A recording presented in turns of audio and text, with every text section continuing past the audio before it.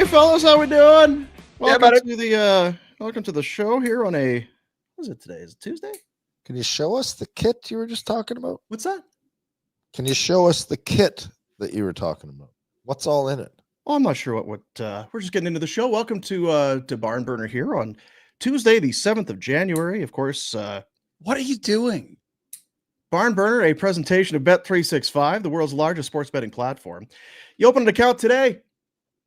Huge range of markets. Download the app. Use the promo code NATION when you sign up.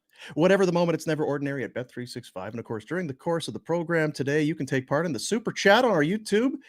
And the Super Chat is just a small little cash donation. It's whatever you want it to be, in fact. But we'll send all of the funds to the youth centers of Calgary. Hi, man. How are we doing? I'm spent from yesterday. We went whole hog yesterday. Yeah, it was a big show yesterday. If you missed it, you can download it. You can go Google it or find it or something. Didn't know we were going to get into the astronaut stuff, but, you know, things get heated. Yeah, we got into, Kazakhstan, Uzbekistan. We got into some stands, baby. Some geography. Tajikistan, Kyrgyzstan. Yeah. Double landlocked countries. Was there any science? Did we get any science? We got politics, geography. Politics for sure, yes. Yeah. It's a big show. What a show. Feel bad about today's show. We won't disappoint today either. Well, I was going to say, I don't think there's any way it can. I mean, we've set the bar pretty high. I don't know how we're going to. You're the host with the most. You should have calmed us down. That was Monday. How are we carrying this through? What the hell's wrong with you? So rather than try and put together a second good show, it's don't be too good. Yes. For you've been on this 10 years. It's obvious, you know that. Yeah. Hang on, guys. It's just Monday. Whoa. Yeah, it's like Dave Cameron at the tournament. Like, fellas. Here we go. It's a training camp. Just take it easy. I don't want to be tired for the elimination game. Fellas, it's a game day today. Calgary Flames are in California. SoCal? Yeah. Anaheim, that'd be SoCal, right? Play some California love right now. California love. California girls. California dreaming. Yes. That's a good one, too. And then we wouldn't have to talk and the show would still be great. We could just groove. Like when Trump was at the end of his thing, he'd just go and dance. He wouldn't even talk to people anymore. We did the dance at the party. The soft dance. We got in trouble for being loud with loud dancing. We could. Did we get in trouble again? Yeah, we couldn't. We were stomping our feet. Wow. Yeah, you were. Yeah, we were asked not to, and then we did the soft dance. Yeah. So with that in mind, get your helmets on because it's a Calgary Flames game day. They're in Anaheim to take on the Anaheim Ducks, who, you know, you're used to. The Ducks stink, right? They're terrible. They're terrible. Quack, quack. Ducks are coming around, boys. Kind of coming around, and similar kind of records right now. Similar kind of records. 18, 14, and 7 are the Flames. 17, 18, and 4 are the Ducks. I believe you. It's kind of, you know. They're doing it without Spider-Man meme deal. The much maligned Trevor Zegras as well. Yeah, I was like, I don't know how much they miss him. He's been hurt for a while. He's faking it because he's mad? No, he's hurt. All right. But he might be mad too. I don't know. You know what he's got? A torn meniscus. That darn meniscus. Tough to fake the MRI. You know, in today's world with all that pseudoscience, we could fix that in days. Tell me that you're out with a meniscus. What would you do? Stem cells. If you're a 23-year-old or he turns 24 in March, if you have a meniscus in your knee and it goes slice, I would get stem cells. Stem cells. I don't know what they are, how they work, but I'd do it too, dude. Sure. Sounds good. Yeah, I'll eat them. And Ibogaine. Is this like when Trump was telling people to drink horse tranquilizers for COVID? I think so. Worked for him, didn't it? Sure did. Look at how his life's turned totally around. Canada, what the hell are you talking about? He's an ambitious guy. What are they? They're firing on all cylinders. That guy. What he did was he invested in the company that made the drug and then went and pumped it up and like, winning. It's just good business. Come on now. Business makes good sense. He's just firing on all cylinders, and we're playing shorthanded. No PM. Tag. We're playing thumb. We're tag. down a man. We are down a man. That is not. Although it's kind of like when you have a bad power play. It's, we should just kind of. We'll be okay being a man down. We'll play shorthanded here for a few months, whatever it takes. Let's steer away from the politics, guys. It's not. That's stay in your lane. It's not our forum. It's not what we do. No, we do fart noises and Flames games. That's what we do. Pseudoscience. Yeah. Zegras and how about this? How about this? Yep. How about this, Dean? Just popped into my head. You know when things pop into my head? Scary. Get it out. Remember earlier in the year they were talking about trading Zegras? Mm-hmm. Yeah. Pick them up. Now they're talking about dumping that Pedersen. Is it Peter? Yep. Vancouver guy. Pick him up. Can you imagine that combo? Backlund is a 3C. Zeri in there. Oh, baby. Huh? Zeri back to the wing. Yeah. Hello. Hello. Oh, we can't score. We don't have any high-end talent. Yeah, too many goals. Yeah, we're real good. You're gonna have too many goals. It's good. What are you gonna do? You're gonna be scoring 4 every night. You'll be undefeated. My name's Craig, GM of the Year, Conroy, and we're real good. We're real good. Well, you know what? The thing about that is people would look at you and just say, you know what? This guy, all he wants is grit and muscle. You go and get Zegras and Elias Pettersson. Mm-hmm. Yeah. I mean, you talk about these hard-nosed guys that win when it matters. Yeah, those overly entertaining, skillful, high-end players that make a difference, win games. I feel like you can supplement the physicality a little more. I'm willing to take. You know what? Let's just try it once here. Skill? Bet on skill. Yeah, let's go high-end skill for a decade, and then we'll bring in the Warners. I don't know about the Skidrow. There's not a lot of muscle and grit. Yeah. Turned out all right. Betting on skill. Yeah. I do have a mock Pettersson trade to Calgary in the Pinder Report. So buckled up. We better hurry up and get to the Pinder Report. I really want to. I got nothing else to talk about today. You really got nothing else. You like my idea? It just popped into my head. Well, it's just you're going to part with a lot of assets to get that. Give a shit. Okay. How do you pick up guy like? So we're going to finish 14th and 15th and 18th. Not getting those guys. Take the picks. 18th, you're in the playoffs. I think people would be okay with that. But I hear what you're saying. Well, if I'm in the playoffs, I'm better off having Zegras and I'd agree to help me win in the playoffs. How many firsts would you need to parcel up to get Zegras and Pettersson? 5? Sure, like, all of them. The Flames have sent all their picks in the future. All right, unconditionally. Here's a question: is Honzik a high? Can we include him as a first rounder, or is he already he'd be viewed as a A to B prospect? Oh, great! So all of our high picks, they're just Parrott could be very valuable, but again, you're trying to get younger. You don't want to give away. He's one of the skill guys. Very much so. Andersson. I think Hunter Bristevich's stock has risen significantly since being acquired by Vancouver.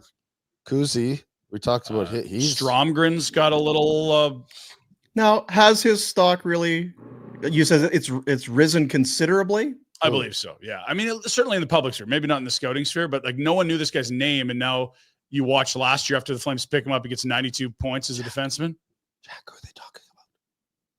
No. Okay, so finishing second in the OHL in scoring as a defenseman. But you're saying it's raised considerably. Yeah, it was it was the career year for him essentially, and you had noted it. Like he was injured in his draft year. Like there was a lot of questions that got erased. He's having a solid rookie campaign in the A. Like I think I see what's going on here. Pump and dump. Let's go. I see what's going on. No.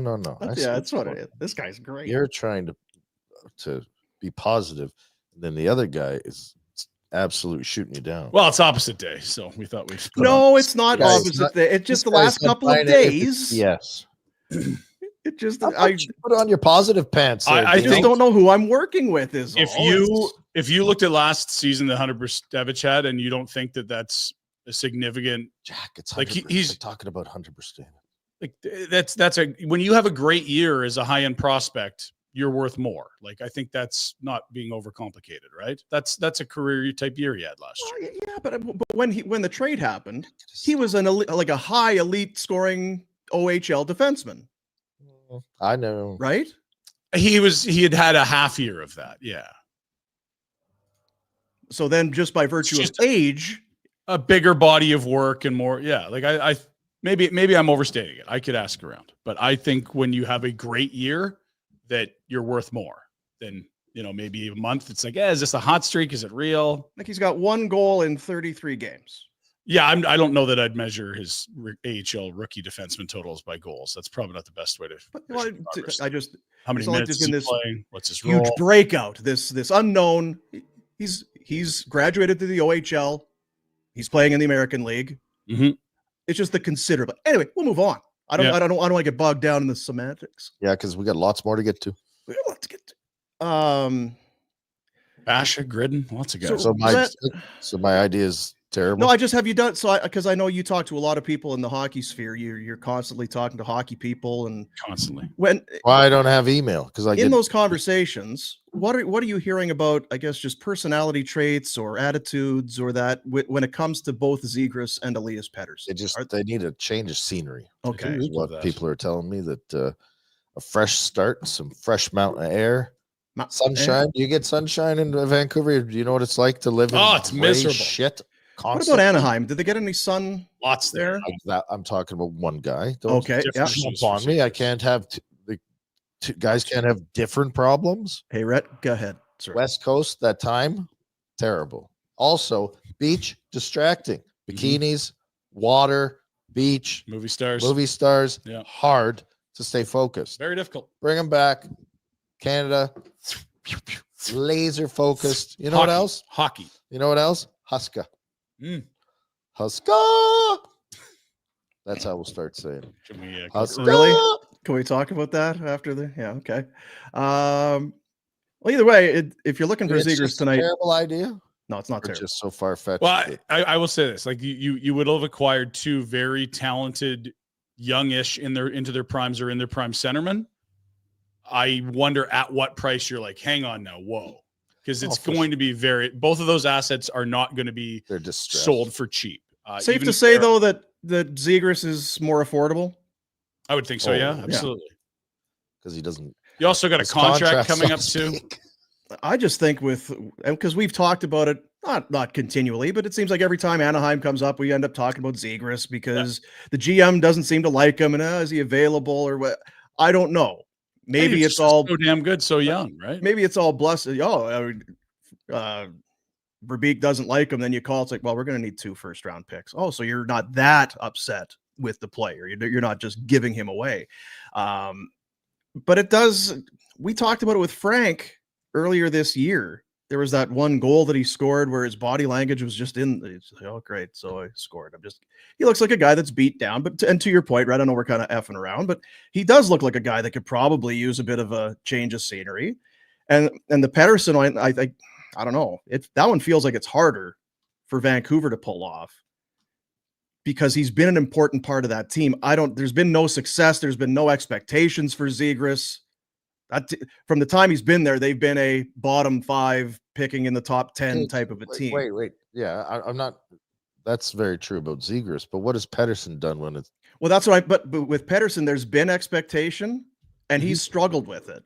Like he's getting beat up in the media, beat up by fans. Clearly in the locker room, he could use. Truly, like if there's one of those guys that could use I think they both a new home. It might be Pettersson, but like you look at the skill set that Zegras has, and you look at the way the GM played, and you look at his coach, who's very old school. There's better fits out there for him. That doesn't mean Anaheim's willing to liquidate him. They might say, "Look, we can't. It has to be worth X," and then okay, maybe you're just stuck with him because look what they've done with John Gibson. It's clearly not been a fit for ages. They still haven't traded him. The asking price is too high. Would Verbeek win every deal? Would Verbeek and Tocchet be kind of cut from the same cloth? 100%. Yeah, absolutely. Both pricks to play against. Like pricks to play against at all costs. Run through a wall. SOBs. Yeah, and they're not really polling the room for your opinion. I'm guessing they probably have an idea of how they want things to go. I think that's fair. So safe to say, if you had to categorize Elias Pettersson and Trevor Zegras as Tocchet / Verbeek type players, or maybe the other end of the spectrum, there's a reason why their names are out there right now, right? Like if it's not Rick Tocchet in Vancouver, I think you have a Pettersson playing better hockey, and B, you're probably so we can break down the semantics or all the BS, and it was a BS comment that I'm making, right? No, but I mean, there's still hot spots to talk about, whether it's Flames or not. Yeah. But I guess the question that we're really trying to break down is, are you a Kevin Cheveldayoff, or are you, who's the guy in Vegas? Kelly McCrimmon, right? Because that, honestly, there's different approaches to going after things. Yeah, and Now, talking they're about benefited from being in Vegas and the tax system, and it's Vegas weather, blah, blah, blah, blah, blah, blah, money. But he does have an approach to things. He's in on it. aggressive. He wants, like Eichel. No, I'm getting Eichel. Mark Stone's available. No, wait, who's the guy that Hannafin, here's what you're going to get. Yeah. I get him. He's mine now. Oh. I'll tell you what I'm going to give you. who's the defenseman they brought from St. Louis? Peter Angelo. Yeah. Petrangelo, What yeah. are you talking about? He's ours. Like, you don't get it. Who's the guy from San Jose last year that they Hurdle. Tomas Hurdle, yeah. Huh, what do you mean? Somebody else I don't care. This is my player This is now. my player. Right? Like, there is that approach to it. And it's Zegras and Petter, and I don't even know if they've got no moves, I'm sure. Pedersen does for sure. Pedersen does. Zegers probably to a lesser So I extent. don't know how much But, protection you'd have. But it's a different approach to things. And is there a right or a wrong one? And what do you like better? What do you have that you're building around? Because I think when you make the type of move that we're talking about, you're essentially adding a really important piece at an expensive cost to help get you somewhere. What is their foundation here? Because the challenge they're facing to me is that a lot of their best players are in decline. Dustin Wolf is your foundation. Okay, so that's a really good start, and it's a really good 3 months, right? I think there's a great chance he becomes an elite number one goalie in the league for his career. Goalies are crazy, though. It's a tough bet, right? But they are. They're just crazy. But you're asking, and that would be my answer, because there's no one else. There's not a forward that's stands out as, this is the guy to build around. And so if you add Pedersen and or Zegras, you've added a really skilled centerman, but who are they working with for the next 5 years? Because Blake Coleman is in his 30s and has 2 years left. Michael Backlund's already 35. Kadri's 34. Mackenzie Weegar's into his 30s. Rasmus Anderson needs a deal in 2 years. Their best players are all either you're expecting diminishing returns because they're in their 30s, they're tailing off a little bit, or it's their contracts are up, they're gone. So if you went and made one of these deals, are you good, or are you just mediocre in 3-4 years with a different group? Well, the complaint right now is that we can't score and we've never had skill. So those are two things that would be. Yeah, no, I agree. Right? You're revamping, and other guys are going to have opportunity. You think Zari's not going to have Kuzmenko? Maybe, maybe that's a hope and a prayer. Mm-hmm. But playing with other high-end, high-skilled guys, does he start scoring now? Probably more. Probably not. He's going to score more than with Lomberg. Not against Lomberg, but it's more of a philosophy. And I'm not saying you're wrong or right, but I like the conversation because it's. And so I find it interesting. The real question is, are you trying to win with a lot of the guys you have in the core now, or are you trying to build a new core?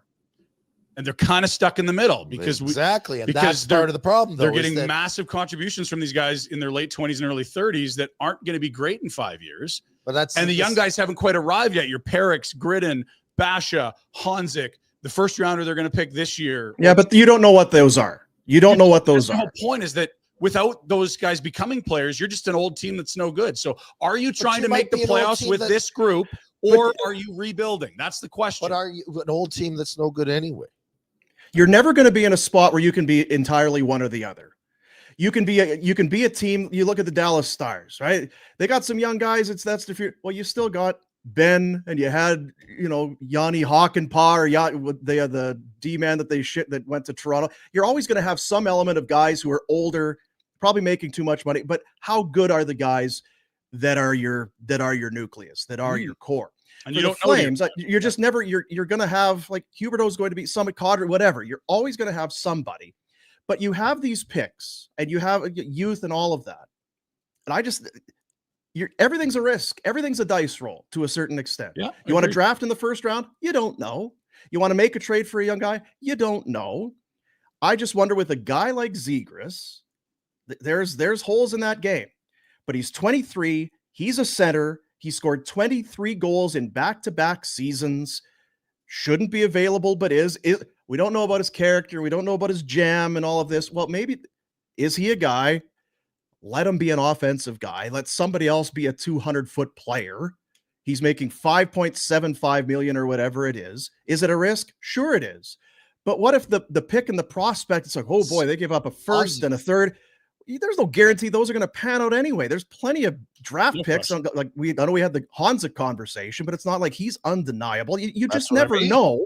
Sometimes instead of taking a dice roll on a 17 or 18-year-old, do it on a 23-year-old who's already proven a little bit in the league. I don't agree with that. I terrible- just think the greatest fear you'd have with Zegras is he comes, he's great, and in 2 years he's got Arbrights. He's like, yeah, I'm not resigning here. I want to be in the States. Yeah, but you can move You're him again then, right? Like it's not like we forget that part of it. Fine, it didn't. And there again, I just don't think, Ryan, you're ever going to be in a spot where you have a room full of guys. They all want to be here. They're all in the right age. They're all good. We don't have any passengers. Everything, you just never get winning, there. That's what you get. That's true. You have to win to have that. Without that's a chance to win a cup, it doesnn't exist. It doesn't exist. No, and I just think, like, if you're a real believer that they have to tear this thing down to the studs, like Rasmus Andersson's the perfect litmus test on this. He's a great player. He's going to be worth a lot of money with the cap raising. They have lots of cap space. He could be a career Flame. But you're not really going to bottom out that hard. Exactly. But is this not... Let me finish. With like Yegor and Andersson and Kadri around and Coleman and Huberdeau and Backlund, like they're just good enough that they'll never bottom out. Now, if you trade Rasmus Andersson, you'll get a king's ransom, maybe a couple firsts. You'll finish way lower and pick even higher. Those picks are not guarantees. But the more cuts you're going to get in the top 10, the better chance you have of unearthing an actual superstar, of which they have not. Which is also another approach, but that's the aggressive approach, and that's also how you end up in Buffalo and things turn to shit for a very long time, or you run the risk. Yeah, like every team that's won a cup minus Vegas has a core of guys drafted in the top 5, most of them drafted by that team. The flip side is when it doesn't work, it looks like Buffalo, and it's like that's the worst possible situation a sports franchise can be. Anaheim's been shitty for a while now. And to your point, well, I mean, they've had 8 division titles in a row or something. Like it's going to happen. One cup though. They had one cup and 2 cup appearances. Yeah, I think they would trade it all for what they had for sure. But this is like there's risk in everything for sure. It's just what do you do with Rasmus Andersson's really the litmus test if you actually want to rebuild or if you just want to like tool around and never really pick that up. Well, I think they're trading him. It's just a matter of when. You think so? Yes, they are. I don't think that's clear cut at all. Unless they, you don't think we poo-pooed it, or we kind of broke it down yesterday, this road trip, this rest of this month. And I don't know if it was tongue in cheek or we actually believe they'll only get 2 or 3 wins for the rest of the month. But if they do, then they might start thinking about trading. Right now, they're not thinking of trading. If they maintain 500 for another 2 months, they're not trading because they can't. And he's got another year left after this. That's what I mean. I'm talking big picture. I don't think that's a slam dunk at all. I think they absolutely can resign him. It's fine if we talk. Yeah, but you can't get a word in. Yeah. Do you think Rasmus Andersson is going to sign an extension here in 2 years? Yeah, if they're competitive, absolutely. Yep. If they're playing like they are right now, absolutely he does. I don't think that's the case. I think that's kind of how a lot of people wait. I don't think they wait. If they're interested in keeping him and maintaining this type of middle of the pack thing, they sign him before it gets to that. They'll sign him this summer. If you offer Rasmus $72 million, you think he's going to say, "Nah, I'm good"? Well, I mean. Yeah, $9 million on 8 years. You can overpay him, I guess. You can sign anybody. That's going to be what he's worth if the cap's 120 million midway through the deal. Like it just is. To me, he just doesn't strike me as a guy that's going to be here long term. I don't get that vibe at all. Yeah. I think he's a guy that will be testing free agency. You think he'll go to free agency? I do. Okay. Yeah, I do. I mean, who's gone to free agency that? Well, Hannafin would have. Didn't. They traded him. Yeah. But that's what I'm saying. Who's? Well, that's not going to free agency. That's signing with the team that has your rights. But they traded him because they knew they weren't going to get him signed. That's what I'm saying. Yeah, I know. Offered him a shit ton of money, and he said, "Well, maybe," and then he said, "No," so they had to trade him. And I think that's the Rasmus. So you think that's a similar spot to this spot that Rasmus is in? So that's why I'm saying I think they trade him. It's just a matter of when. The problem that I have with all of that, Dean, and I'm not saying you're right or wrong or Pinder, is that then you don't get to keep anyone. If Rasmus Andersson is never going to be interested in just staying here, who is? Well, Yegor signed. I don't overpaid, was not making anything. Yeah. But why Yegor and not Andersson? It's just a vibe I get from Andersson. Hey, but that's fine. That's an answer. I can understand that. But and you could be 100% correct. But if Andersson, who's been here, developed here, has a whatever existence in this town, will get paid that extra, I don't think it matters, 8th year, and they have tons of cap space, If you can't keep him and you're semi-competitive, who can you keep? Why do you? Then you're just a farm team for other teams. And look, there's a great case to be made that you could love Rasmus Andersson and want to keep him, but know that you're going to be loaded on the right side. Like Uyghur's a righty, Perek's a righty. You could trade Uyghur as well. You absolutely could, but I don't know if he has. You wouldn't want to do that before you got Rasmus Stengs because you need one of them probably. Brestevich is a righty. They just re-up Pahal's a righty. Like it's kind of a little clunky. You can play Uyghur on the left, and they have, but it's really a spot where it's really the only area they have a bit of excess. Like they have 2 top pair right shot D-men. So you could just in an asset management case say, we'd love to keep Rasmus. We've already got someone like him who's coming in at less money, who we think's a comparable player. We can turn him into 2 firsts. But what I hear about Rasmus Andersson is he's very transparent. This isn't a guy that is talking in code. If he thinks this team can compete for the playoffs and this turns around, like if they make the playoffs this year, I think he absolutely resigns this summer. I do, because it's not like they're not going to be able to meet his ask, and he enjoys it here. But if it's going to be a painful down to the bottom we go, he's not going to be here for that. And he's essentially said as such at the golf tournament this fall, where if this team is competitive, I love it here. I'll sign here. What's he going to say? Well, I'm telling you, this isn't a guy that's playing the media. Like I think if ask Frank, like Pinder's believing what he's saying. No, and the people around Rasmus, I'm not saying you shouldn't. I actually think you're right. I don't think Rasmus Andersson is just saying something because the media is asking. No, and I think if you put yourself in his shoes, it makes sense. If this turns and I don't around, disagree. I don't disagree. But what if they don't make the playoffs? Well, then he has to this summer. They'll say, "Here's a bunch of dough," and he'll say, "But I believe in the plan, or I'm not quite sure." Your point was that he won't, no matter what. I don't think he's staying. That's fine. Yeah, but you should.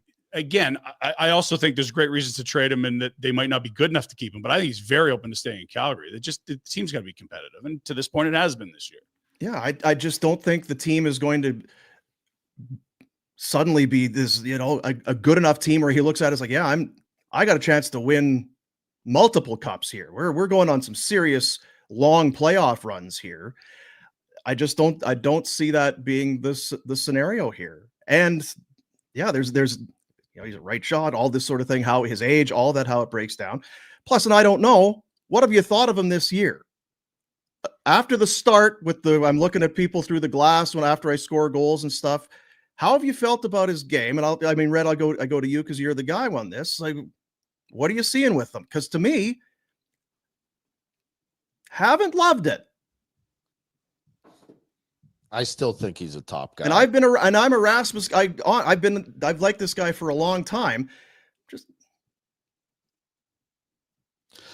He's their second best D at worst. Sure. Yeah. And he's a very important piece because of what they don't have around him. But I mean, they're a strong defensive team. When he and Ball are right, they've been very good. It's been a little uglier of late. I see what you're better than last year. I see what you're saying, and that it's not much better season than last year, in my opinion. He's not exceeding expectations, but I'm not rattled or worried about. I think he's having a regular, normal type of season. Anyway, to get back to the very start of it, the very start of the conversation, the Flames aren't going to be in a spot where look at this. We got some 20-year-olds right up to like 29. We have no old guys. You're just not ever going to get there. So if you're waiting for your team to be in the optimal spot to pull a trigger on a Zegras type of a deal, I just don't know that you're ever going to really be in a spot where you say, this makes perfect sense right now. If you pick high and you stockpile first and seconds for 2-3 years, there's going to be a time where you have a lot of young players that are 1, 2, 3 years into their NHL career. And that's when you can supplement with veteran. But that was supposed to be right now, right? No, it wasn't. They started the rebuild like a year ago. But they're in it. So this would be year one. Would this not be? They traded all the UFAs last year. They brought in high picks. They're supposed to fit. So this is year one, right? And they're maybe going to make the playoffs. Pardon me? No. I think you're saying the same thing, but this is year one of a retool rebuild. They traded all UFAs away last year. We're going to finish low. To be falling into a spot for a very high draft. Yeah, they're supposed to be bad this year because it's year one, and they're in the running for a playoff spot. Yeah, they're 4 points out of a top 10 pick too. It's mucky middle land, right? That's where I think they are. If you're too close to dismantle, and I don't think you're allowed to dismantle, and you're too You've proven us all wrong. You're too good to dismantle. And they got 10 out of 10 points to start the year. And if you can't take no, snapshots of the season and just throw them out. Of course you can't. But what you can say is that the last 3 months also have value. And that's the most recent view of this team as the season progresses, when it becomes harder. So they've beat really good teams and they've lost to shitty teams, which is an 82 game season. I don't see any. They played 39 games. In the last 36, they're the lowest scoring team in the NHL. And so I don't think they're going to finish 1 point out of the playoffs. I think they will fall into one of those top 10 picks because they played to their ceiling, haven't they? And what could go better? But you're also magically saying that a top 10 pick is a superstar. No, I'm just saying it's good asset management to keep that pick and not give it 11th overall to Montreal. That's more my point. But you're not going to control it that way. That's not. I know what you're saying, and you want them to fall into that. Yeah, I'm not saying the guy they pick at 10 is a game changer. It might be a swing and a miss. But what I'm saying is the more cuts you have in the top 10 at the draft, the better your chance of finding a superstar. They have none. They don't have one. You do not have a superstar. And I don't think anyone's disagreeing with you. So give yourself more chances. How? Well, by definitely not giving an 11th overall to Montreal. But you don't control that, Ryan. The team's winning. You control for sure. You can trade Rasmus Andersson at the deadline and really make sure that your defense is mediocre. I'm not saying that they should or shouldn't do any of this. What I'm saying is if they're 4 points from 10th or 4 points from a playoff spot, which is how it's going to turn out come the trade deadline, what are you doing? What's Conroy doing? They will probably hum and haw about Vladar. They could get an asset back. No one will want anything to do with Kuzmenko. And they'll probably sit on their hands at the deadline and get back to it this summer. So yeah, and I don't disagree. I think that's what it's going to be. I agree with you too. Last year, you knew they were making deals because of the UFA spots. The guy said, "Get me the hell out of here." They don't have a high-profile UFA. Like Vladar's he's a backup. That's their sexiest asset. Yeah, and it's unless that's what you're saying is that you got to make cuts to get down to make sure. No. I'm saying you're saying you can't control it, and I'm saying you sure as shit can. You could trade some guys and get worse if you want to. If you're sure you hell bent on a top 10 pick, you trade Andersson. If you're Conroy, you can't. You can't just trade Rasmus Andersson. Well, you just said they can't or won't. No, I said there's a chance he can resign here. Boom said it was low probability. Am I crazy? You said. Rhett, you're saying the GM can't control with him. They can get a top 10 pick. I'm saying if you really want a top 10 pick, trade Rasmus Andersson. You got one. Well, you can trade everyone and get really make sure. But now you can sabotage your team. Talk of reality where Craig Conroy's in his GM chair down at the Saddle Dome answering to a guy that isn't keen on what's the reality of it. Not a pipe dream. Yeah, we're going to trade everyone. So if you want to talk about the owner, the reality is they're going to have to be far enough out of it at the trade deadline to trade Rasmus Andersson. That's what I would say. They'd have to be okay. So you're now we said they're going to be 4 points. I don't think they will. 10th? I think they'll be further out than that. 4 points out of the playoffs. I think they're further out than that. They've been awful on the road. 8 of their next 10's on the road. They're not scoring. I hope you're right. And to be fair, I think everyone for Connie, like, you hope the team gives them clarity. Like, either really put on a run here and say, geez, maybe they are good enough for a wild card, or just like the worst spot to be is what we're talking about, isn't it? Now, if you had to put wives, kids, houses, life savings on it, do you see them going on a big run or a huge slide? I see more of a slide, but probably more. Do you? So is the third option like playing 500? Because that's my. Are you saying which one's more likely, or I just don't see them winning a bunch or losing a bunch. I think it's mucky middle the rest of the way. Yeah, and which puts them in a spot. And the only way I think they trade Andersson is if they get some out of this world offer. And they should, Dean. He's making 4.55 for 2 more years. I know he's a right shot top 4D. But when have these deals that we saw coming ever transpired? They'll get a bunch for Tanev. The Toffoli's going to get you first. Hanifin, all this didn't really transpire. I mean, and I feel like Andersson's a little different because he's younger, he's better. His cap hit the whole thing. They got lots for Lindholm for a guy that didn't have a good year. They got lots, on Hanifin, but it's not lots compared to what you expected. It's quantity. That one was the one that they got more than I expected. They got a first, a player. At that point in time, it was maybe more than what you expected. Going into the season, it's not what you Of expect. course, but at the deadline, you're not trading the guy in the summer. You're trading the guy that had the shitty year. They did unreal given that. You're just spreading the shit around the screen here. I think that was his best trade last year. I think it's the best trade he's made. Right. So I'm a fan of that deal. I think he did really well on it. There's other ones I don't like. I think Tanev was like. Did they use that pick? Yeah, that's, I believe, Gridden. So Rstevich is one of your top prospects in the organization at this point, and Kuzmenko was a piece last year that's not looking like one now. But I still think if you get 5 pieces for 2 months of Elias Lindholm, and one of those pieces is a first-round pick, and the other's a good prospect, that's a good deal. The big thing is, way better, and we can all agree, is okay. So they've kind of stripped it down. They traded UFAs last year. They're getting young guys are coming up, and there's some optimism there. There's no superstar or close to it. As good, as happy as we've been, Coronado's been good as of late, and hey, Pelche's kind of effective in a checking role, and Zary, we love him, and Pospisil. There's no Art Ross candidate in the bunch.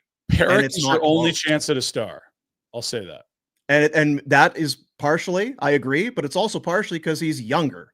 He's had less time to watch his game evolve. No one else has set scoring records in their league like he did as a 17-year-old. Like he's a higher end. They've never had a chance to pick guys that talented where they picked. Like Zary's in the 20s. Pelche's a pick in the 20s. Coronado's a pick at 13. He's fine. the best. You can be right. He's their highest end guy because he was the highest draft slot. He's playing in the fucking OHL. He's playing for Saginaw, and he had 96 points as a 17-year-old. That's bleeping insane. Oh, insane. I mean, wonder if there's any other guys that have ever had lots of points in the OHL not turned out. I'm sure there's tons, but okay. It's. I think what we're saying, and he's their best prospect. We're being cheeky with each other, and we all hope Perrick is a superstar. It's still not enough. No, God, no. And that's why the Zegras thing doesn't really make sense to me, because it's like he doesn't put you over. You're just stuck in the mucky middle end. But the only and we'll move on because we're just kind of, to me, it's never it's never all or nothing. Use some picks as currency to trade for other guys if you can. I don't think Zegras. It's not like you're taking. Well, we're guaranteed to have really good players with what we're trading. They could be shit picks. They could be swings and misses on draft picks. But you're getting a 23-year-old who plays center who scored 20 in the league twice. Is it a risk? Sure it is. Yeah. But so's fucking Honzik. So's whoever you draft this year in June and next year in June. You 100%. Don't know. Yeah, no, it's risk everywhere. There's no question. This is not, you just do this, do that, you win cup. Like, no. Look at what Washington's done. Like, it's wild. They have drafted so well. It's almost less about like, oh, should we trade or draft? It's like, just nail your amateur scouting.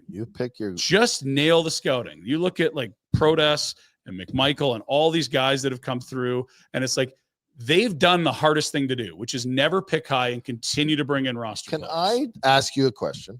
No. Yes. Is it the draft pick or the development? It's both, but I think probably you've got a better shot of the better player becoming a player rather than a meh player in a better development system, if I have to pick. But you want both, clearly. You want the good inputs. Right, because I have no clue what Washington, I don't know those, I know the names, I recognize the names that you're talking about with Washington, but were they was it a sneaky good pick, or did they pick them and go, we're going to work with you and make you better? They kind of picked around the Flames for a while there when you looked at like the Zary Pelche years. I know, but I don't care about that. No, I just think they're really good at amateur scouting. Yeah. That's what you want to be.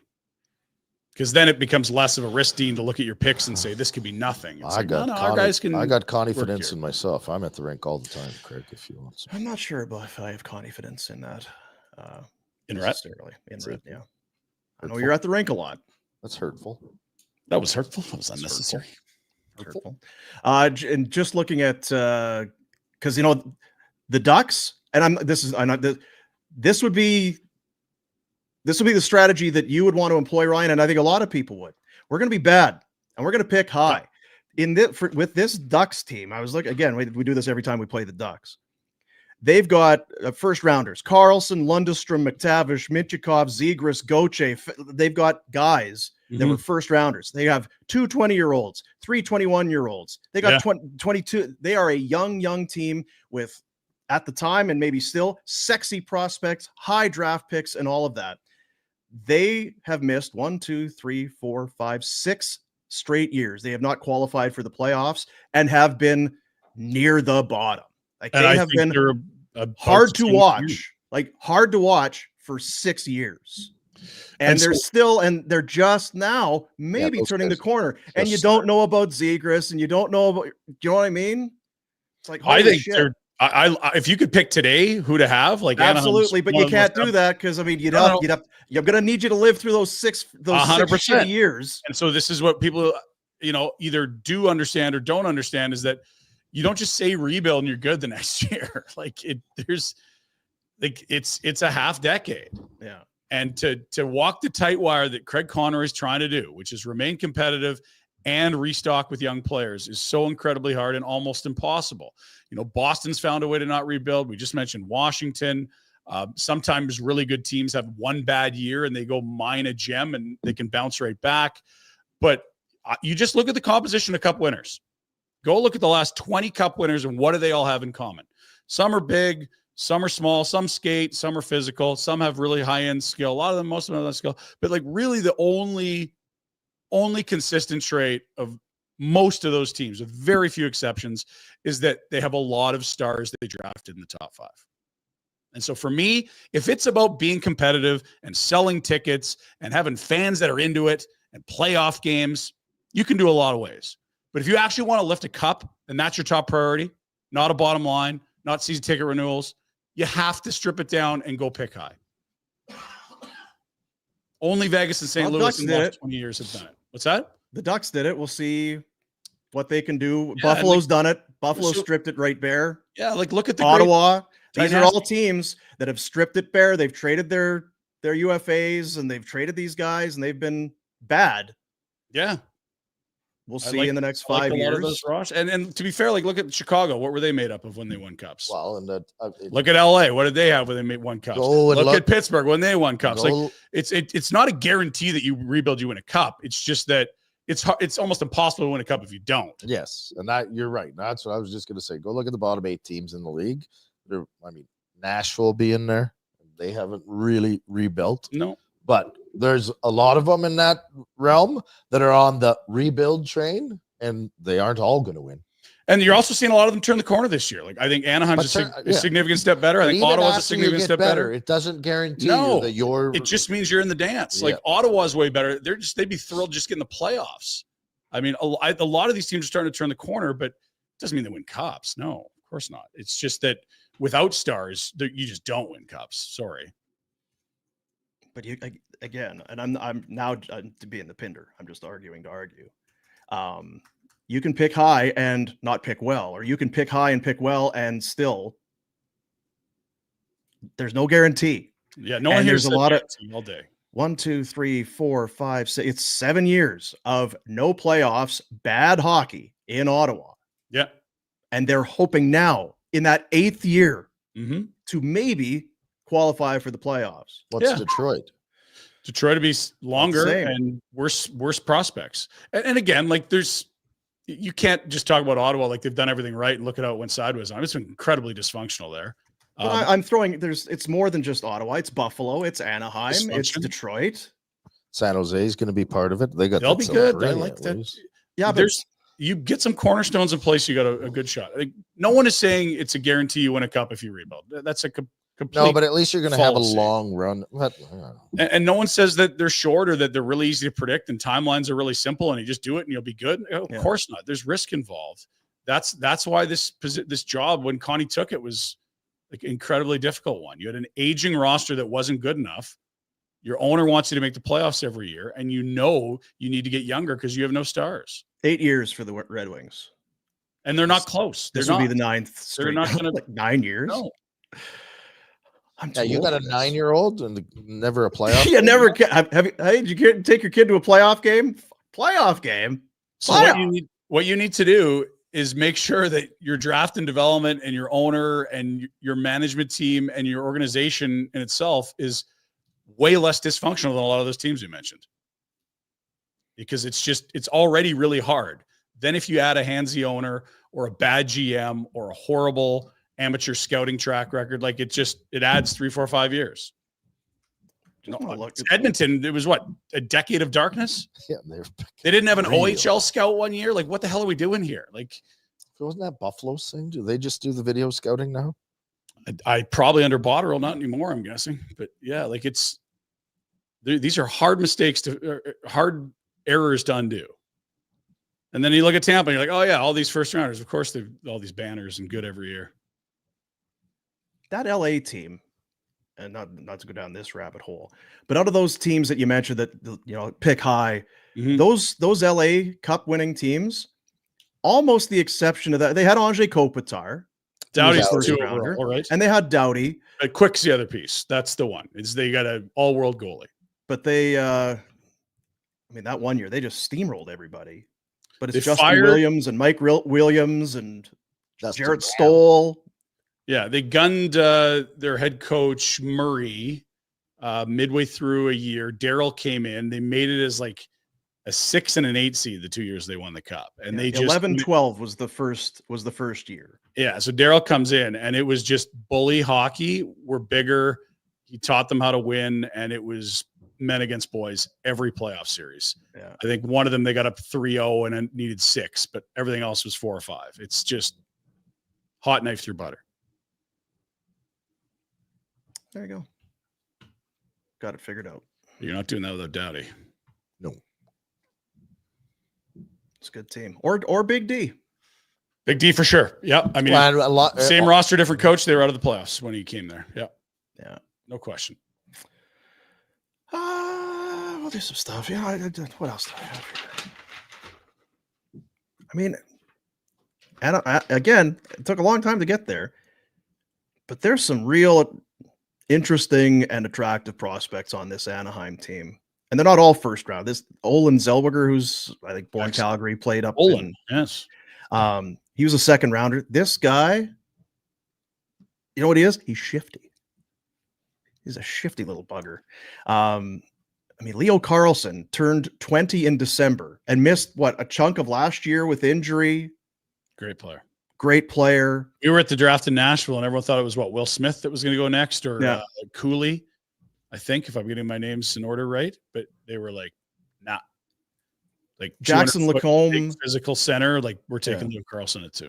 Jackson Lacombe, second rounder in 2019. He's got 8 goals. It's tied for 4th in the league. There's a lot of guys that are coming. I don't know. They got dumb Radko Gudas as their captain. And Trouba too. Those are 2 of the biggest physical, intimidating players in the league on the back end of the right side. Yeah. And the other thing they had is 2 years ago, they had the defenseman of the year in the O, the Q, and the dub. It's like, oh, so they got a real good stable. Yeah. Nice. Meanwhile, for the Flames, they've lost back-to-back in 3 of 4. And I looked this morning, I didn't realize their penalty kill has abandoned them. It's in the shitter. It's down to 30th in the NHL. They've allowed 7 power play goals in their last 6 games. Yeah. And for a team that generally 3 makes it tough. It's funny. The first 2 months of the year, we were just crushing the power play. Yeah. It's over 20% now. Good job. But if you thought when you looked on paper at this team in the summer, they could be good at one thing, you probably would have picked penalty killing. Yeah. Because it's like, is there a lot of hard-working 200-foot, not a ton of skill, but lots of work ethic guys? Yeah, we can do that. Yeah. They were great last year. Get the Rune Dog out there, Lomberg. These guys are going to be great penalty killers. I mean, shit, it's Backlund and Coleman over the bench first whistle, right? Like, those are great penalty killers. Yeah. 9 of 16 in their last 6. So it's been a bit of the skids here. It's the first of a back-to-back with travel, although the travel's with not really. mums, which is always distracting. That's right. It is mums. They are so far 3-1 in the first of back-to-backs, and then 1-3 in the back half. So does Vladar get the first half in this one? Because he's been getting the back half. I'm not sure. Not big travel. Not big travel. If you really think that they're trying to powder puff Wolf and load up Dan Vladar with tough stuff, then it's Wolf tonight, Vladar tomorrow. I don't think that's what's happening. Yeah, do we think that it's some people the way it's kind of played out, but that's not really. Not really. Huska is out there trying to devalue his backup. The guy they're trying to trade. Yeah. Yegor Sharangovich, guys. Not good. Shark. If this was a different scenario, or maybe the team was really trying to be good, or they were contending, here's a guy that came in, trades great confidence. 31 goals. Yeah, great confidence in this trade. It's worked out great. Sign him to a big money extension. 5 years, right? And now it's 13 games without a goal, 1 goal in his last 17, and is kind of one of those guys. I like him, but is kind of one of those guys. If he's not scoring, probably not doing a ton for you. He's not hitting, he's not checking. He's kind of, I guess, is he doing much on the penalty kill? You don't really want him for that. It's not been a good year for Sharangovich, and I don't know that we need to hammer the guy, but it's not that it's flown under the radar, but I think in a different scenario, he'd be getting crushed for this season. Well, we mentioned him a lot the 2 weeks prior, whenever we've been doing shows last month, but like being at the Utah and Nashville games, there's just a tentativeness about him where it doesn't look like he's moving his feet. And I feel like that describes like 80% of players in slumps. It's just like, why aren't they like, move? Yeah. And I don't know if it's the overthinking or calculating or like, I got to stay in my position, but for whatever reason, it's just like, where's the giddy up? And when you don't have that, there's no room for you to shoot. And that's your weapon. Like if you're Yegor, giddy up might be the injury. Like it's started the year hurt. Yeah. He missed some time and that's not what you wanted, but he just doesn't look like the same player. You hope it's the injury in a sense, because that means there's room for improvement in the health front. I do hope it's the injury. But we've said it a bunch. If he's not shooting, he's wasting his talent. That's his greatest asset, is that shot. And if you're not skating, it's tough to get open to shoot it. And sitting him down, I like you say, unless he's injured, unless it's dogging him, then sending the message of sitting a guy out. Yeah, if he's hurt and he needs a day off, sure, absolutely. Where are you upgrading?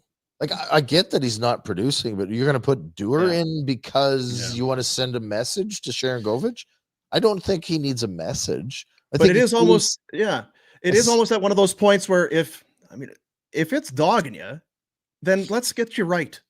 Take 2 days off. Not that we're going for on a big playoff push or anything, but you're not playing well. Play one of them. Like that's easy, right? Yeah.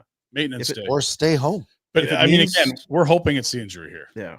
What you don't want it to be is, he's feeling fine. He's terrible. Because this isn't even year one of that deal, fellas. It kicks in next year. Yegor, come on in, have a seat. How you feeling? I feel great. Oh boy. Oh, okay. So is it the knee or whatever it was? Oh, I was doing squats the other day. I did more than I've ever done. Okay, good. That's awesome. Well, go get them to eat. See you tonight. Shoot.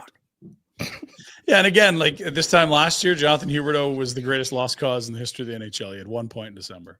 And he's been actually pulling the rope this year and a good player. Like it has been. It's fits and spells with most players. Nice of you to say, Ryan. Yeah. No, but it was last year. It was like, what the heck? Hey, what do you do? Yeah. So Yegor, turn it around a little quicker, but go ahead and turn it around.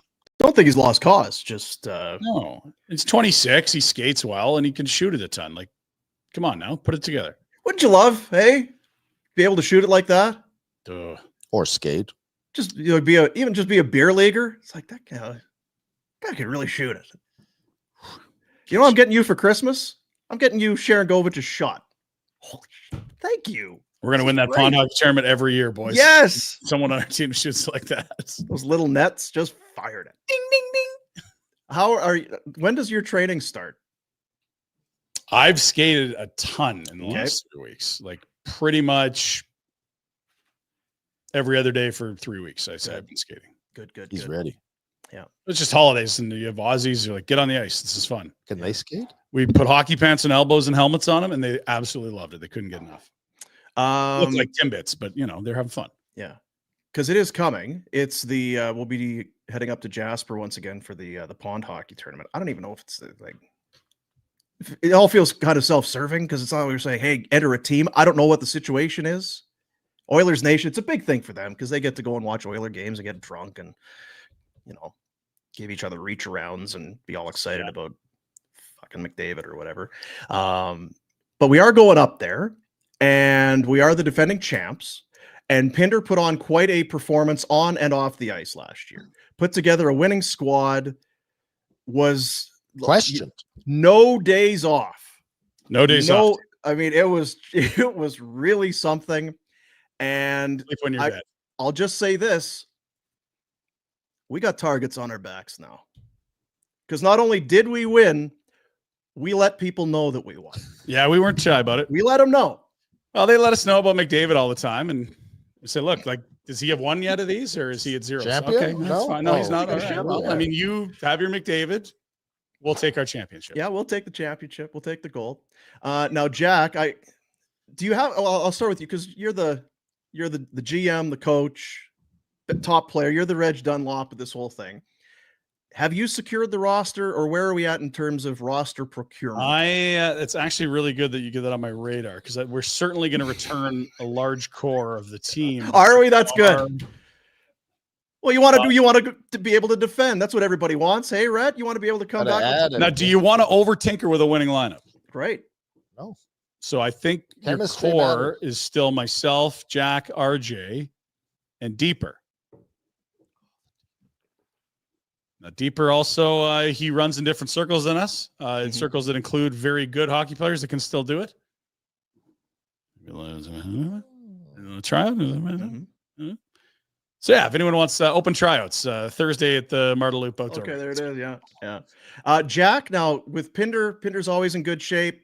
He's been on the ice a bunch, as he said. Jack, how have you been? Because I know there was the day of the Drinky show, you were supposed to be on the ice at Pritis, but that didn't happen. I'm a lot more prepared this year, I think. I've been out to Pritis a couple times. I'm off the sauce. I'm not drinking. We're going to continue that through January. Really? I'm in better shape this year than I was last year. And he knows who he's walking into. He walked in blind last year. I walked in blind, got buckled, and I wasn't great, but my game's going to another level this year, so they better be ready. Rhett, what's your observations from where you sit? Well, I didn't have any faith last year. Keep expectations nice. Very. That's let's not change that up. Jack sounds like he's full of shit. Yeah. Like how you're going to perform in Jasper in January when you're not drinking. This is like the Steelers are on the moon. Yeah. That kind of thing. Yeah. Okay. Yeah. I think there's a lot to be done, Dean. Ryan can say he was on the ice. He was skating with Aussies. That's not really considered conditioning. Yeah. That's his back is probably sore from picking people up, but I don't know. The jerseys looked good in the. I think the jerseys are going to look really good. Now we also, because Tyler Moss was on the team last year, right? Do have to reach out to Moss. We'll see what his enthusiasm level is. Also, got to try to improve your roster's bubble. I was going to say you don't want to tinker with a winner, but at the same time, targets. I do wonder. He was also kind of begging for if he was the quickest to furnace face on the team. We'll say that. Jack gave him a good run on day 2, though. Yeah. Are there Hey, all parts of a winning team. They'll never be able to take that away from us. No, never. We'll never know till we get, that Marta Loop outdoor rink. Everybody fills out their registration form. It'll be hard. Yeah, we'll see what tryouts. Yeah. Like. Got to give everyone on the ice. Plus, everybody's a year older now. I mean, Ryan, you're a feel little like gray in cheese. that beard. It's Yeah. I am officially a year older at this year's tournament, but like you're grade 1, but you might read at a grade 3 level. I just rammed in 3 years of poor decisions into that last year. So, it's catching up a bit. Yeah. Yeah. Again, I'm not stepping on your toes. I was all over you last year. What the hell are you doing? Championship. There's no, but I do wonder if maybe spitball, put some names on paper, maybe do a bit of recruiting, see what might be out there. Call Deeper. Could use To-dos. It's under his to-dos list. It's going to get to done today, hopefully. Gotta find some like Brett Sutter, recently retired from the American League. Coaching. Use a guy like that. Oh, that'd be great. Yeah, I know he is coaching. Coaching. Like maybe some guy played junior, played as a 20-year-old. Now he's going to school or something. Hey, you want to come up and get all shit-faced with some old guys? Sounds like fun, right? I get busted smuggling beer into the jacuzzi with me. Yeah. Good times. Hearing loss clinic, locally owned and operated. They're here to help. They've been doing it for a long time. Started with one wee little location over in I think it was like by North Hill Mall, something up there. Now 5 Calgary locations, 5 BC locations. They are the very best. People from around Canada and beyond, but they come to the hearing loss clinic in Calgary because they are the very best at what they do. People of all ages can suffer from hearing loss. Hearing issues can be especially challenging for kids. You wonder, well, can they see the whiteboard? Are they what's the reading? Are they hearing everything? Are they picking up everything? Because they don't know. We don't know. As adults, we don't know. How is a kid supposed to know? In addition to, of course, helping with hearing loss, custom ear protection, musician molds, in-ear stage monitors, they do it all for you. 5 in Calgary, including the new Chinook location at the corner of McLeod and Glenmore, and 5 in BC, Cranbrook, Creston, Fernie, Golden, and Invermere. Helping you hear better is simply their way of helping you live better. Book an assessment today, hearingloss.ca. Love mine. I'm so much smarter now. I don't know if you guys, have you picked that up? How much? Yeah, you're hard to talk to. I can't. Now that you can finally hear my sound and perfect arguments, you're way smarter, dude. Yeah. Less combative. Much easier to get along with. Totally. Happier, much more pleasant. Mr. Brightside, they call him here. That's me. Yeah. That is me. Let's do the Pinder Report. The old Pinder Report is a presentation of Village Honda. Guys, are you sitting down? Yeah. The new 2025 hybrid touring CRV in stock now. Really? Village. Yeah. It's a hot item there. Yeah. Touring edition? Yep.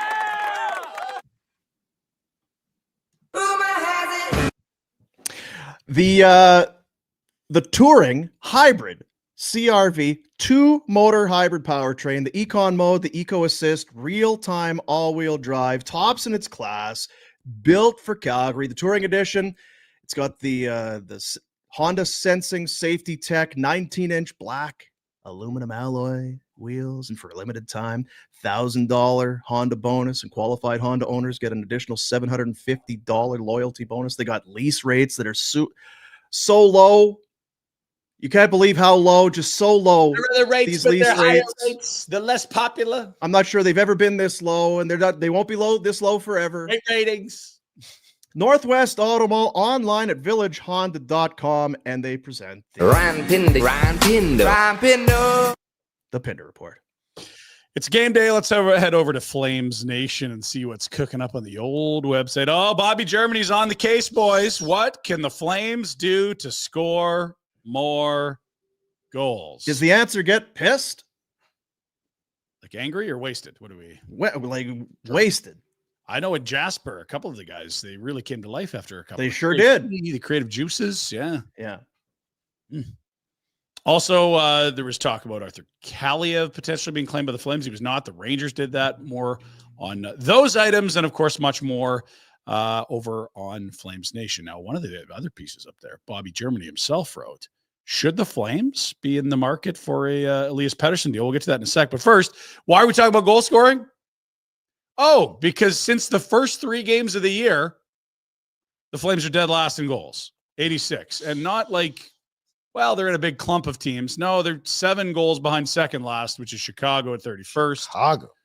And of course, this tweet, we talked about it. They've scored 4 goals or more twice in the last 36 games.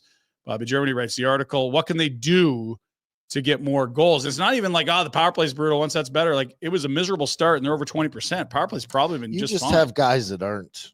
Coleman, not enough goals. Sharon Govich, not enough goals. Guys that I didn't think Coleman was going to get 30 or 30 plus again this year, but no, more than what he's got. Because Menko and Sharon Govich are probably the 2 biggest spots where you're like, ooh, we had you penciled. There should be 7 goals there. Can I offer up a kind of a contrarian thought? Do. Rather than going to the coaching staff and looking for more goals, maybe we need to criticize the coaching staff, because in a way, this roster, hey, we're not scoring. Well, we're like dead last in freaking goals. Why are we doing so well? Hey, coaches, lay off.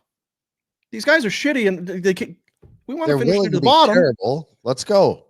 So you're telling me we're last in goals here, but we're kind of middle of the pack. Mm. Huska, lay off these guys. Do some losing here in the second half. Let them excel at what they're good at.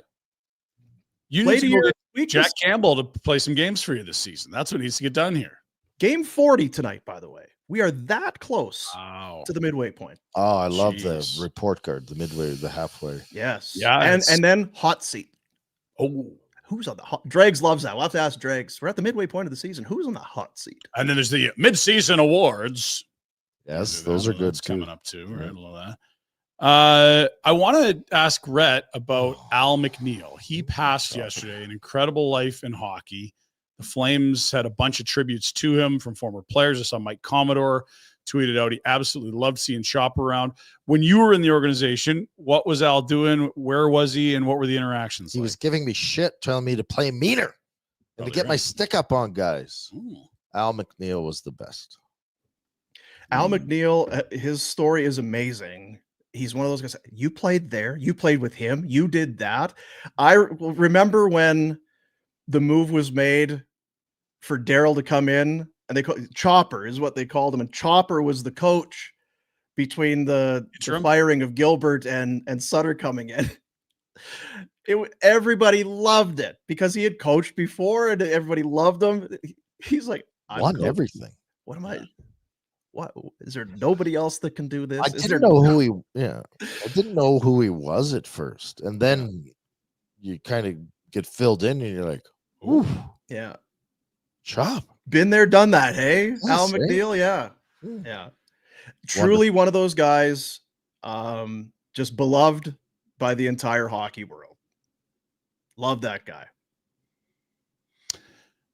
Sad. And yeah, like he was kind of the staple around the Dome, right? Like no matter, there's been a lot of regime changes and a lot of GMs and coaches, but Handwritten notes he wrote when he'd drop them off on the coaches' desks. Interesting. Great players. I remember, I'm sure I went and talked to him after we lost Game 7 in Tampa. I went up and had a beer with him on the front of the bus, and he was writing out his rankings of all the guys and how we'd played, and all handwritten. Still, even after he was awesome. Guy knows hockey. Yeah, he coached the Flames for 11 games in 02-03. We should call Wilm, and I think I know Wilm was there. Weimer might have been there as well. We should call him and have him on to talk about it. Yeah, came with the team from Atlanta. It was he's a Calgary Flame. He's been there right from the start, so he will absolutely be missed. Let's jump into the standings, see where these two clubs are at respectively. First, the wild card Flames on the outside looking in. Canucks blew a lead late last night, falling in overtime to Montreal. So they get a loser point. They're 2 points up on the Flames. Games played are even. They're going to play St. Louis twice this week, are the Flames, next week. So that'll be an interesting 4-pointer, chase. 8-pointer, proverbial 8 points. Next week. Wow. They play Tuesday and Thursday in St. Louis. We're odd to be one city, 2 games in a row and not back to back, but whatever, it is what it is. And then the Utahs, we'll see what they're made of. Their same games played as the Flames and 2 points back. And hung a licking on the Flames last week. Wasn't pretty. I liked where they were at one point, and then it was, so this quick goal. You're at 3 now. And I've done it twice this year, right? They really dominated them in Utah. Yeah. Beat the brakes. It might have off been the worst game the Flames played on. Yeah, they had the back-to-back or 2-game road trip where it was Vegas and Utah, and both goalies got smoked, and it was like, oh, right, this team might not win the division. Goosh. It was a goosh. It was a heavy goosh.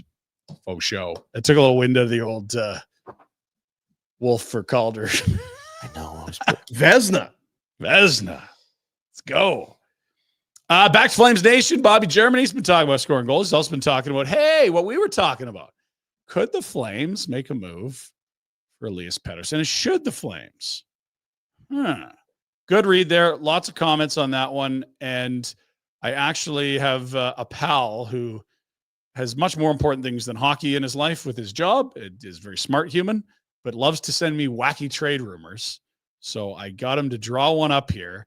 Okay, here's the idea. Who can actually put together a win-now deal for crazy, aggressive Jim Rutherford and Patrick Alvin? the Cousins Byram rumor has been out there a bunch with Vancouver. Doesn't really think that's going to happen. So what's a win-win deal? Let's take a look at the deal that allows the Canucks to remain competitive in the short term and the Flames to add a center in his prime. Where's the deal? Give us the deal. Need the deal. Where's the deal? Elias Pettersson for Rasmus Andersson, Nazem Kadri, Ilya Solovyov, and a first this year. The jersey first this year in what's considered not a great depth of first-round draft class. How do we feel? First reactions, and we could talk it out because I don't expect everyone to have this.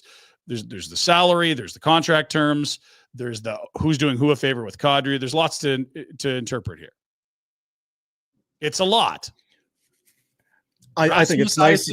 Yeah. I'm not sure that Solovyov is. It's a left shot D that they need in their system. Whatever. Yeah. Depth D. It could be put a Yan Kuznetsov in there instead, an Artem Grushnikov, whatever. Rhett, I'll start with you. It's not as sexy as Cousins and Byram, I'll tell you that. From Vancouver's point of view? Mm-hmm. I mean, yeah, if you're looking 5 years out, I know who's better. But today, there's no question. I Anderson think you're and Kadri underestimating. Cousins has been around a long time. He's an NHLer, and I think in the right situation. I think he's ready to pop. He hasn't. What's he proven thus far, though? Right? Like he's still the. You asked for my answer. Don't shit talk what I'm telling you. I'm telling you right now. If I'm Vancouver, and he said they probably. I don't know if the Sabres would do it, but if I was picking between the two, I would definitely go with the Sabres offer. Rasmus is going to need to get paid soon. We noted that. I'm sort of the belief if you took Rasmus to market, right shot D or rare. At the deadline this year, you could probably try to get 2 firsts and some other miscellaneous parts. Would it sound better or worse if it was 3 first-rounders in Kadri and a prospect? I don't know. But the money comes down to almost $50,000 difference. It's almost identical. Yeah. The money's going to have to be close or very much in Vancouver's favor, or a deal just doesn't work. Everyone's too cap-strapped until things jump in the next couple of years. I mean, it's a fun exercise. There's there's a no move, and would Vancouver trade with Calgary? I mean, that takes the fun out of it. And yeah, to me, it comes back to kind of our conversation yesterday with Nazem Kadri. Are you doing the Flames a favor, or are the Flames doing you a favor? You're getting a centerman who's playing very well. He's not past his prime. He's at the tail end of it, but he's still playing very well. Mm-hmm. He's got some grit and all of that. But with the term left, and I don't know that we necessarily convinced any of us, each other yesterday, which way is the right way that is. But and he wrote it. He's sort of treating it as a neutral, not adding nor taking away value, but they do need a center. And for the Flames, the big win would be to get out of the half decade left on that contract. Not that he hasn't been good right now, which he has been. Yeah. And Andersson is a D-man. They are desperately seeking a defenseman. Quinn Hughes came back last night, looked great. Hronik's out long-term. They still want to add to that group. You have Andersson on that decor, that's one hell of a decor. Right? And so anyway, it's close enough that it makes you hum and haw and see why both sides would be interested. It's also could be a little scary if you were thinking of trading Andersson just for picks. 3 firsts out the door. Yeah. And 11.6 coming back. Yeah, which right now it isn't a problem. But once you start paying the Zeris and Coronados and Wolves of the world, you're like, oh, maybe that isn't. You better be that number one center that he's getting paid. If he's going to be the number one center and the skilled guy in the top 5 scoring in the league, okay, sure. Top 10? Yeah. Because they already took like $10 million a year and gave it to a guy who was 115 points every year. Yeah, I mean, every year. 1 year. Wait. And then turned into a pumpkin. Less pumpkin-y this year. Yeah. Last year, full pumpkin-esque. Yeah. It's the greatest comeback they've ever seen. They're calling me the comeback kid. Not a pumpkin anymore. That's your Huberdeau? Is that what that is? May we? Let's look at the Ducks. Take a peek here. What are they made of? They're without Zegras. We know that. Strome, a couple Stromes having great years. Dino. Yep. You know it. Terry Vetrano just re-upped. You got the 3-year extension with all the deferred money we spoke about yesterday. Cutter Gauthier, screw you, Philadelphia. Mm-hmm. I'm heading to the beach. They traded Jamie Drysdale for him. Mason McTavish, captain for Team Canada at the World Juniors. Robbie Fabry, veteran we know well. And there's Leo Carlson in the 3C hole, just brewing, marinating, and stewing, ready to be an Ox number 1 centerman in the old C hole. Yeah, he's right in it.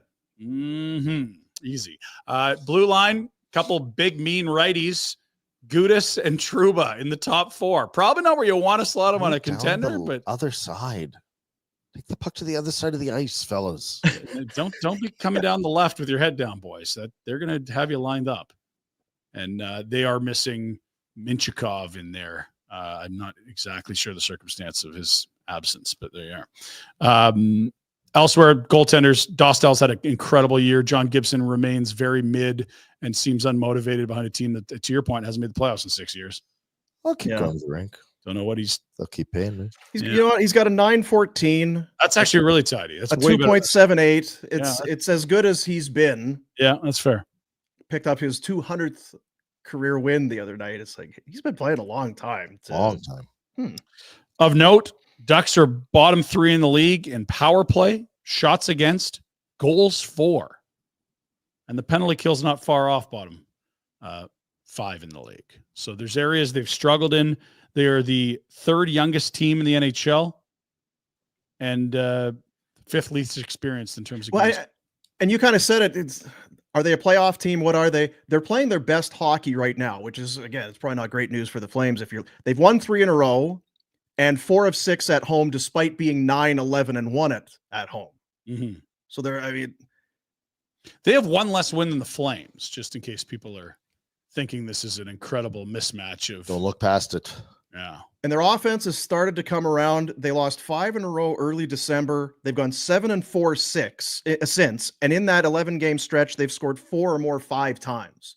Ooh. 5 times? That's how many times the Flames have done it all year. I know. It's I'm kind of keeping an eye on that. But yeah, they're starting. One of them into an empty net. I was just going to say that was an empty net. So they are what they are, but they're young. And I don't think they're not on a rocket ship.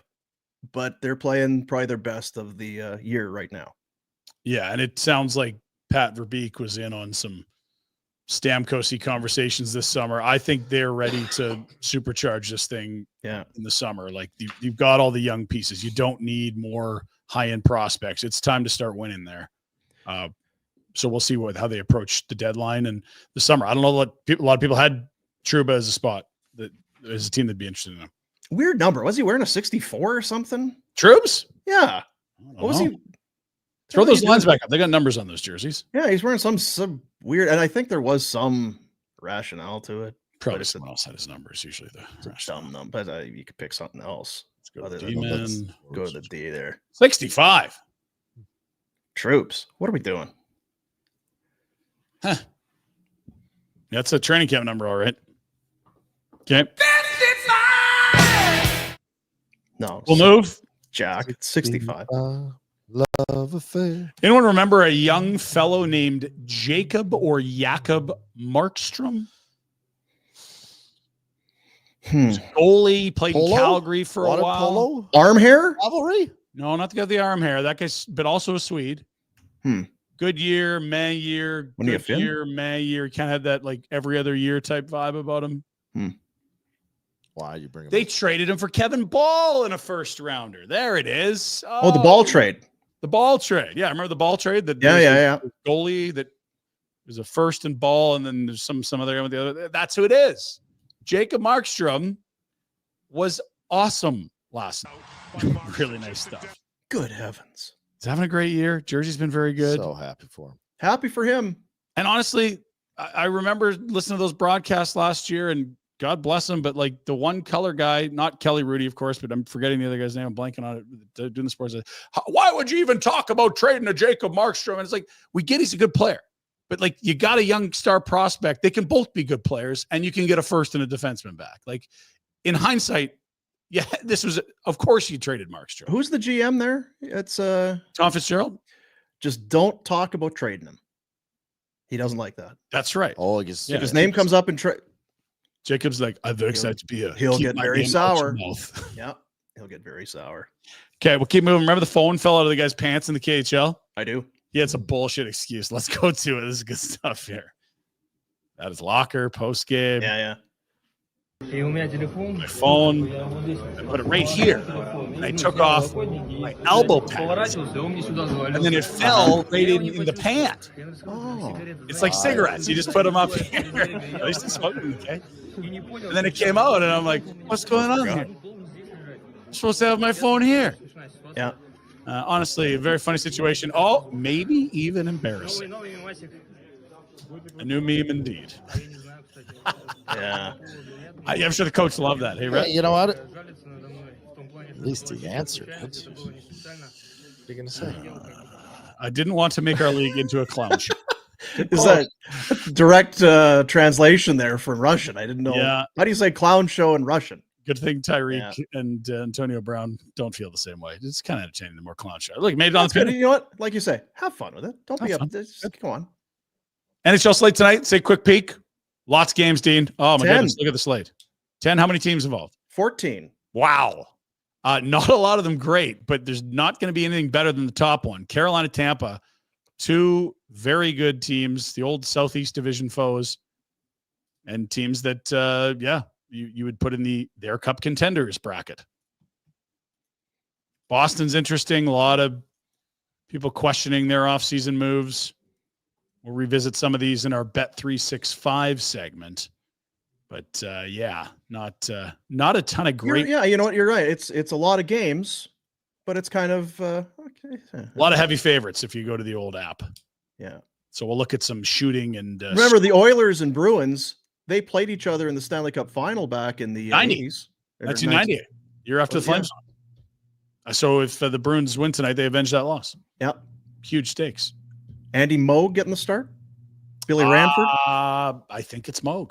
Yeah. Juneau, Neely, Oates. If you can stop them, the Oilers have a chance. That's right. That's right. Okay. No one's stopping Klima. So good. NFL, we get odds now. You know, the matchups get set. Lines move. Jack was saying yesterday that the Steelers plus 10. That opened at 8.5. So already money moving towards Baltimore. Chargers are favored by a field goal on the road.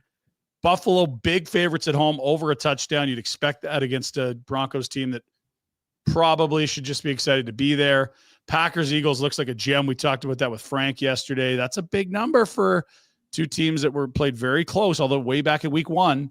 No Christian Watson for the Packers. Jack, done? Achilles? Yeah, Dunzo. Oh, Might miss next year, too. that's a no bueno.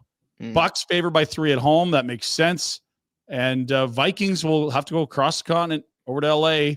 Slight favorites on the road against Stafford and the Rams, who crawled out of a really bad hole to start the year to make the playoffs and win that NFC West. What do we got going on this weekend? I mean, because that's 2 on Saturday, 3 Sunday, 1 Monday. That is coach might get a serious workout. That's trying to line up play dates in our basement. Many sticks, because that means Daddy can watch NFL. Oh, it's you know what? It's early, but it's shaping up real good for old town. There's other weekends that are no bueno. This is Rhett. Tell us you're in the same spot. I'm out of town. Oh, sorry, bud. It's gonna It's okay. suck. It's not the same. Hey, you want to come in my hotel room and look at my suitcase and some football games? No, it's not the same. Yeah, we got the game on the 18-inch here in the hotel room in Med Hat. Yeah. I'll stream it off my phone here in the concession. Yeah, Not the same, Rhett. I might order a Maybe I'll stupid go to amount a of food. pub. You pick I your can't pubs go to a carefully. pub. I'm not go going to to a a January like that loser Jack. He's doing Rye January. Yeah. Probably go to a pub. Tonight is the debut of this new golfing league. It's a simulator golf league, which sounds chintzy as hell, except that it's actual like PGA pros, and they've got a huge amount of money behind it. Let's have a listen to how it works. Let's talk golf. TGL Golf, a new 3-on-3 primetime golf league on ESPN. 6 teams from 6 cities, made up of the top players on the PGA Tour, will play in 2-hour weekly matches, culminating in playoffs and a championship. There are 2 sessions. The first, triples, a 9-hole 3 versus 3 alternate shot. The second, singles, 6 holes of players going head-to-head. Each hole is worth 1 point. If tied at the end, an overtime determines the winner. Set in a first-of-its-kind venue, the players hit into a massive screen, Huge. 20 times the size of a normal simulator screen from up to 35 yards out. The short game will be played in an area larger than 4 basketball courts, on a tech-infused green with an adaptable surface to create hole-to-hole variations. TGL is also bringing to golf a shot clock, a ref, a timeout to ice the golfer, a hammer to raise the stakes, and the players are all mic'd up to get you in on the action. This is TGL, presented by SoFi Okay, on so ESPN. we've all tried to watch golf, and you sit down on the couch, you're like, cool, and then you're like, oh my god, this is all day. It's perfect. This is like a 2-hour primetime 15-hole. Look at the size of the screen. Yes. So they have a car dealer that's a sponsor. They said that screen you can stack 36 vehicles, and it's bigger than that. Like this is not your buddy's golf sim in his garage. No wind. And it's quick. You're not spending 3 minutes watching players walk to their ball and wait for someone to clear the green. I don't know. Maybe it's the early hype and the buzz, but 2-hour primetime best players in the world golf. I'm curious. I'll give it a try. I'm Hey? curious. Let's give it a shot. Yeah. So there. Okay. Now here's a sport that Rhett really wants to catch on. And I know he's itching because he's got to get out of here. But we know the shoveler is huge into hobby horsing. Yes. Huge. So annoying around Huge. And so I think, I don't know if it was like the husbands and boyfriends get to go, but at the last event, Rhett got out there with his pals. Definitely not the husband. It might be her boyfriend. You better not mess with my gang, or you'll be messing with Oopie Goopy, General Munchkin Man, Lil Jim Bob, and worst of all, Larry. So the husbands go first. Then we got the main event, and the shoveler is trying to set a new height record here, which is incredible. It's awe-inspiring stuff. Mm-hmm. So there she is. Big ride. Oh, shovelerino. Nailed it. Wow. Gosh, she's taking this anti-aging stuff seriously. Hey, she's really. That's 4 feet 8. 4'8". Wow. What would you rather watch, that or the golf sim? I think I'm going to the golf. Unless they staff that other league You are better. Always shit talking the shoveler. Yeah, I'm glad she finds something she's passionate about. Not good enough for Pinder. Happy for her. Years of inappropriateness towards the shoveler from you. Big fan. She's starting to earn it. Another combo. We don't often see the combination of hockey and swimming. This could be a new sport, Rhett. Here we go, baby. Is this in the backyard, Rhett? This is Jasper with Pinder after about 14. That could be sharp ice right there. You gotta be careful. Come back in. Oh, careful, dude. That is Wind chill warning. Also, I wonder how thick that part of it is. he's definitely not worried about falling in though, so maybe that removes a bit of the Dean? Yeah. Dean, back to you. Dumb. Someone had the meme of one of the Jets here after beating Miami in the final week of the season about isn't it nice to get back to work after the holidays where you can really let people know that. Oh, there's one. That's two. That's three. F sharps. You. Oh, hang on. You. No, not you. You. One over. You. Yeah, You. You too. Rasmus Andersson is nothing on this guy. Yeah, that's right. 5 F bombs. 6 F sharp. Wow, that's dedication to it. J-E-T-E Jets. Very good. Who's been to London? Jolly old England? Oh, love it there. Big Ben? Got a place there. Exquisite. Yeah, well, flat, I know. Yeah. They're not Flat huge. smash. I take the tube to get to my flat. I don't know what that means. That's amazing. What do you think I'm full? Do you think I'm Do you have any lying? rats in your flat? Do you have a rat flat? No rats in London. It's No rats in London. Whoa. the good pets. Back to you, rats. I didn't think there was any rats in London, but that is more than no need rats. more snakes. The snakes. They need more snakes, Steve. Finally, Rhett's been bragging all holidays about his brand new move at the roller skating alley. You know, he's shoulders don't hurt when he's roller skating. It's his happy place. Check out the moves.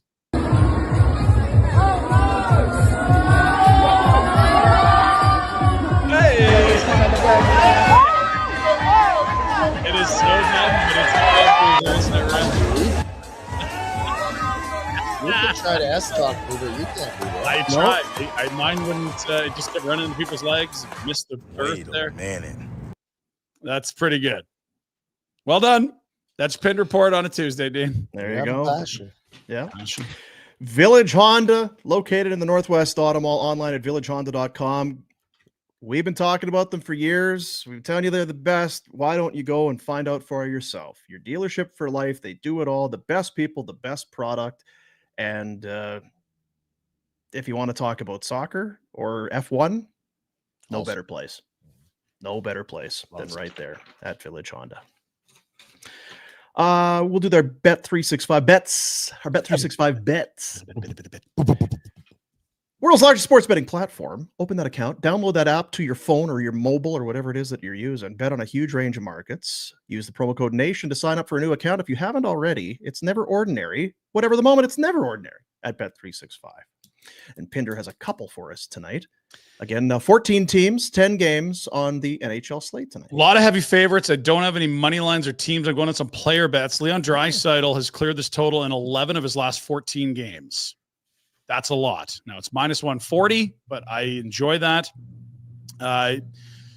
It's Boston. It's Edmonton. It's the rematch of the 90 Cup final. As Dean pointed out, I know it's a big one for Leon. Yeah, big one. So 3 or more shots, you're a winner. Again, 11 of 14. That's an incredible pace. Austin Matthews came back, played a back-to-back coming off that injury absence. 5 points in those 2 games. I like plus 165 for him to pick up a couple against the leaky Flyers team.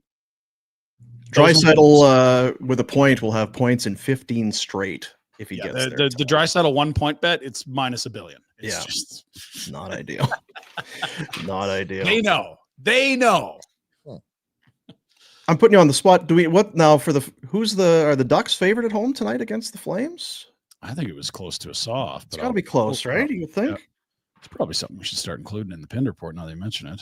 Anyway, Bet365. There you go. The promo code NATION. If you haven't, you hear us talking about this all the time. Well, I don't really know. Look, you get in, you have fun with it. Flames minus 140. Ducks plus 120. More of a favorite than I thought. We'll see what starts, and the road has been a very tough place for them. Sure has. 5-8-4. Which doesn't sound awful, but if I told you they played 17 road games and only won 5, you'd it's all about how you shape it and frame it for sure. Yeah. Whatever the moment, it's never ordinary at Bet365. Worth mentioning too, though. I think we kind of brought it up yesterday. There was that time cannot win in Anaheim. Don't win at the Pond. It's it's the doom and death and all this sort of thing. They've won 8 straight at the Honda Center. 8? Going back to the 1920 season, it's been nothing but success and have heavily outscored them while they're there. It's been a great spot. Tough 6 years, to your point, for the Ducks. So if they win tonight, what are we looking at? Well, they'll be flirting with 10 straight, somewhere in there. Because 8, and tonight. When did they play the Kings? The next night. Tomorrow.